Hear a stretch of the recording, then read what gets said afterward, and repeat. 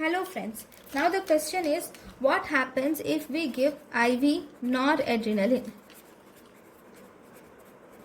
Okay, on giving IV noradrenaline, this will act on alpha 1 receptors, alpha 2 receptors and beta 1 receptors.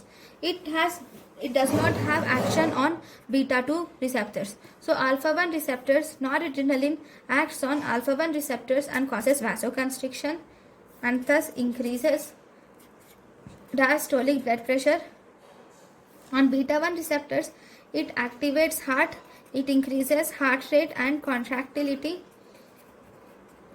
and thus it increases systolic blood pressure. So this will also increase the mean arterial pressure, which will activate the vagus, and thus it decreases the heart rate. Okay, so this is what happens on IV administration of noradrenaline. Now what happens if IV administration of adrenaline? Fine. Now IV administration of adrenaline. So if you give IV adrenaline, this IV adrenaline acts on alpha 1 receptors, alpha 2 receptors, beta 1 receptors, beta 2 receptors. Now alpha 1 receptors causes vasoconstriction and increases diastolic blood pressure. Alpha 2 receptors, no action on heart. Beta 1 receptors increases heart rate and contractility. Okay, and thus it increases the systolic blood pressure by beta 1, whereas beta 2 causes vasodilatation and decreases diastolic blood pressure.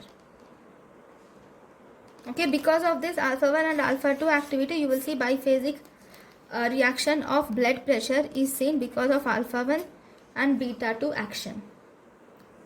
Okay, so this is what happens in IV adrenaline administration.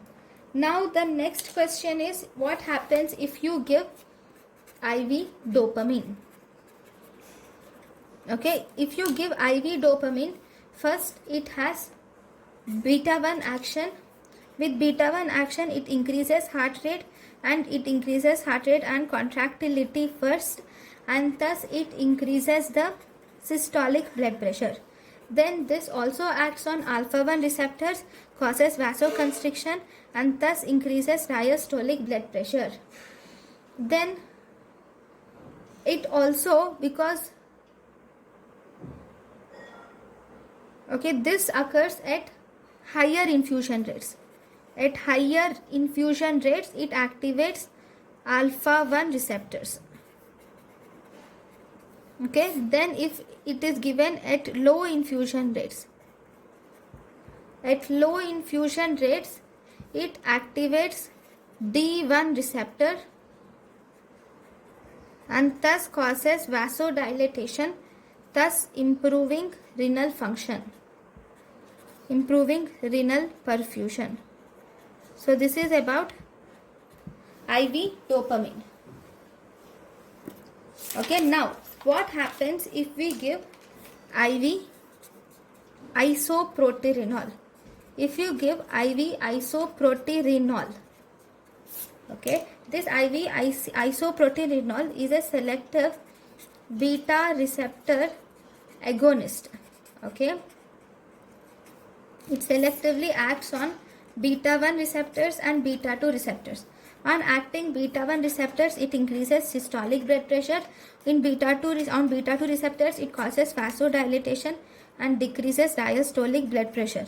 Due to beta 1 receptor, it also increases the heart rate.